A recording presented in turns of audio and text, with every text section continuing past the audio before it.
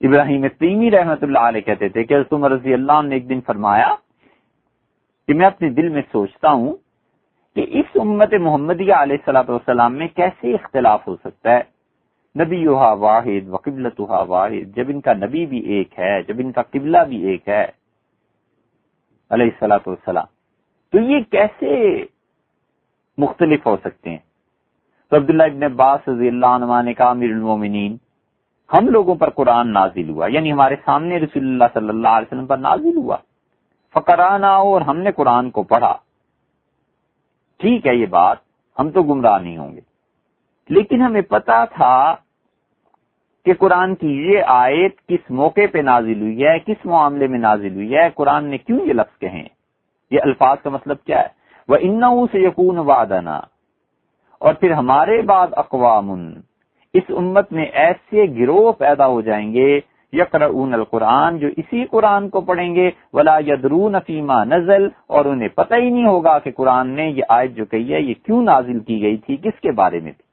غور کر لیجئے، یہ جو اب درس قرآن کے نام سے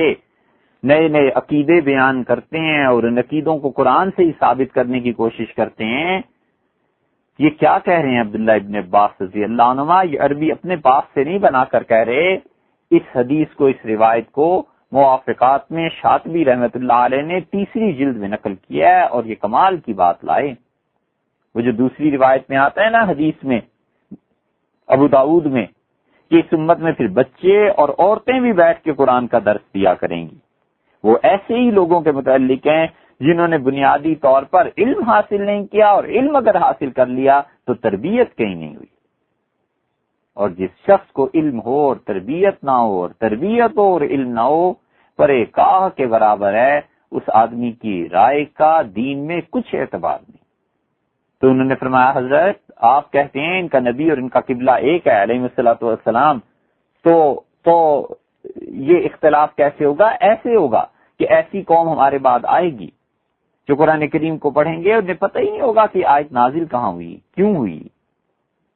تو پھر وہ اپنی رائے سے قرآن کی تفسیر کریں گے۔ فَإِذَا كَانَ لَهُمْ فِيهِ رَأْيٌ، اور جب اپنی رائے کا استعمال کریں گے تو اختلاف کریں گے، کوئی کچھ کہے گا کوئی کچھ کہے گا۔ ہم تو ایسے نہیں کہتے، ہم سب کو پتہ ہے کہ فلاں آیت کیوں نازل ہوئی تھی، ہم سب ایک بات پر متفق ہیں، لیکن یہ جو بعد والے آئیں گے نا،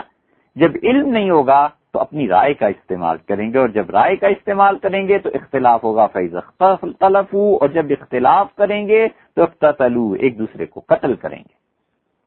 ماریں گے ایک دوسرے کو،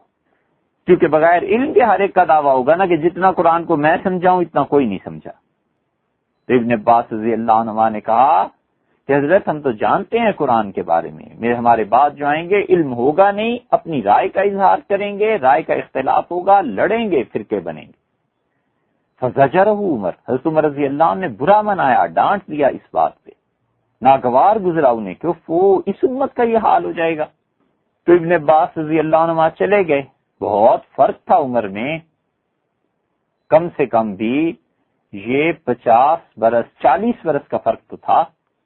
ابن عباس رضی اللہ عنہ کی عمر حضور اقدس صلی اللہ علیہ وسلم کے انتقال کے وقت 10 برس کی تھی، اور حضرت عمر رضی اللہ عنہ تقریباً 50 برس کے تھے، تو 40 سال کا تو فرق تھا۔ تو بچہ اپنی رائے دے رہا ہے گویا، حضرت عمر رضی اللہ عنہ نے ڈانٹا، تو کہتے ہیں میں چلا گیا، اور پھر حضرت عمر رضی اللہ عنہ نے کہا اس لڑکے کو بلاؤ، اپنے گھر تشریف لے گئے، پھر مجھے بلایا تو مجھ سے فرمایا کہ اعد علیہ ما قلتا، یہ جو تم نے بات کہی تھی اسے پھر دہراؤ۔ تو میں نے پھر دہرائی تو حضرت عمر رضی اللہ عنہ کو میری بات بہت پسند آئی،